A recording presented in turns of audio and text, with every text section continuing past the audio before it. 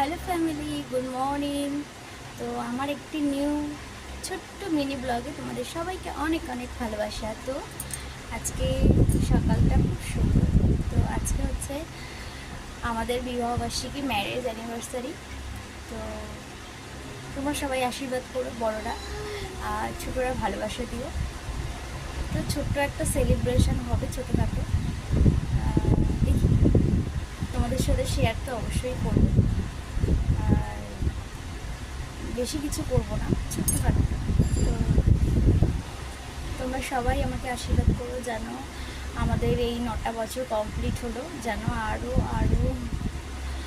90টা বছর এভাবে কাটাতে পারি। 90 বছর তো যাই হোক কাটাতে পারি। তো তোমরা এটাই আশীর্বাদ করো।